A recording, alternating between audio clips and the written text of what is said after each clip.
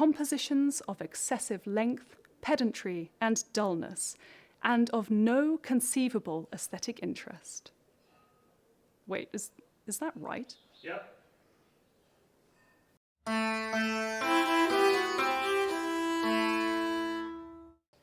Hello, Renaissance music fans. Now, if you are a Renaissance music fan, you surely know all about the viol consort, among the most beloved, listened to, and played early music genres of today by professionals and amateurs alike, just like it was in the 16th century.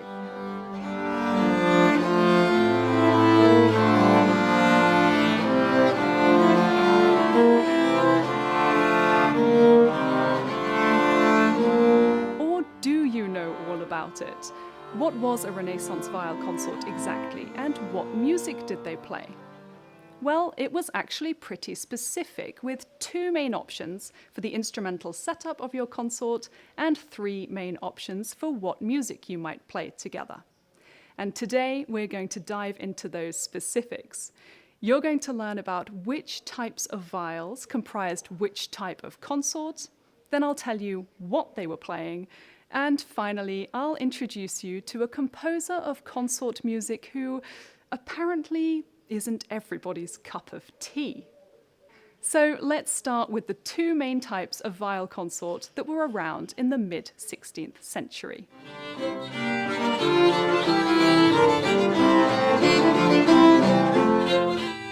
Saying that there were 2 is actually a bit of a cheat, because one of these setups was far more common than the other.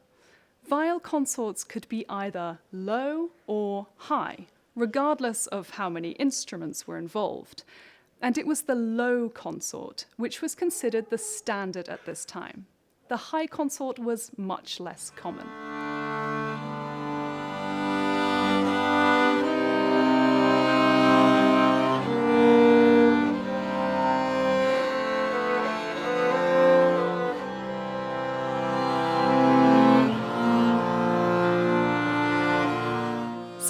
What's the difference between the low and the high consort? Well, and slow me down if I'm going too fast for you here, the low consort sounds lower in pitch, and the high consort sounds higher in pitch. Do pause the video if you need to take notes at this stage.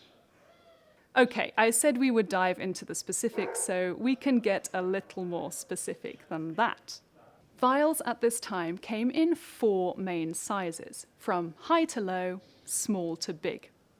From the top down, we can call these the treble viol, then the alto or tenor viol, the bass viol, which is tuned an octave lower than the treble, and what we now call the violone, which is tuned an octave lower than the tenor.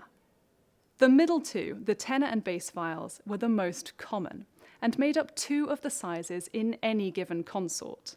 In either high or low consort, the outer parts are played on viols tuned an octave apart. So if you were playing in a standard low consort, you'd have an alto or tenor viol playing the top line, bass viols playing the middle voices, and then you'd add the lowest instrument, the violone. And if you were playing in a high consort, you'd take away the violone, have a bass viol playing the bottom line, tenor viols in the middle, and add a treble viol on top. And stay with me here, whether you're playing high or low consort, the 3 sizes of instrument in the Renaissance consort are called after their function.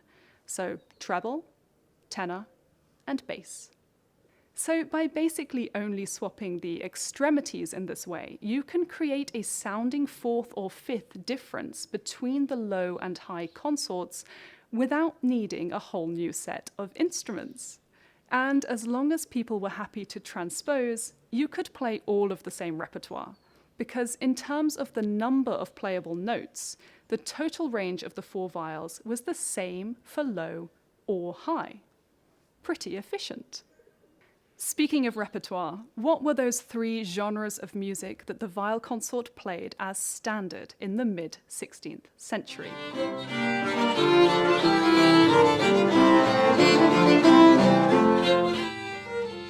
Viol consorts could play vocal polyphony, either with or without singers, dance music, and instrumental ricercars and fantasias. And although that's only 3 overarching types of music, there's a huge amount of variety in there between the slow, sustained notes you might find in, say, a vocal motet, and the lively rhythm and articulation of a dance.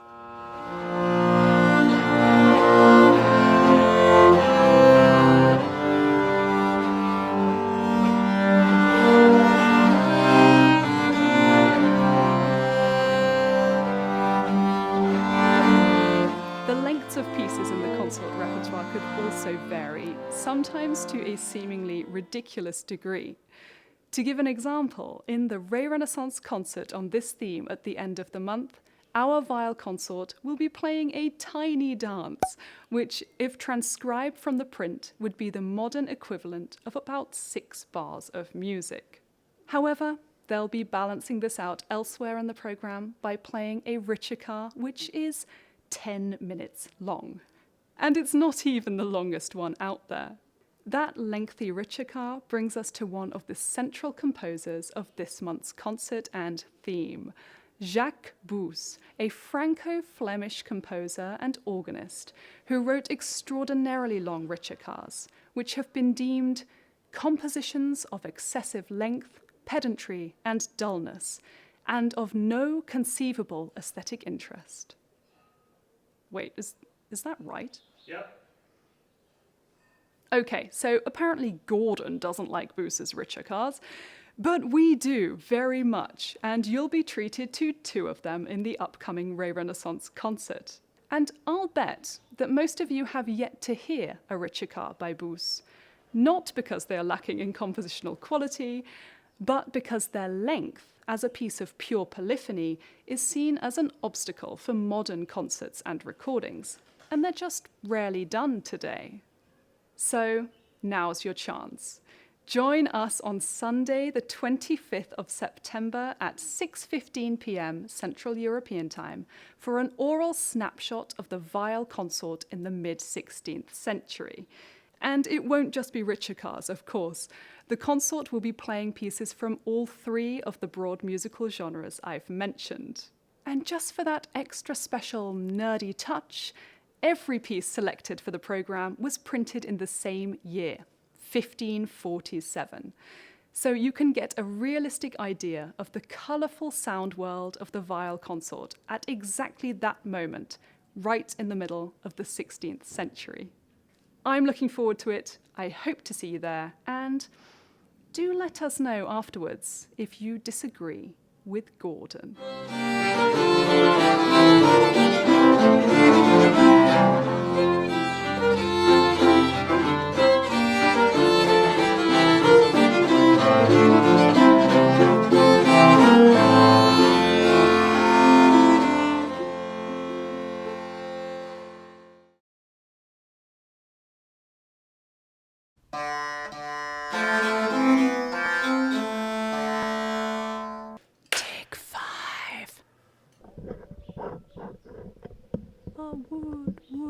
Pigeon, a wood pigeon.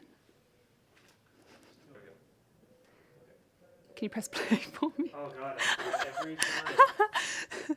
Cut.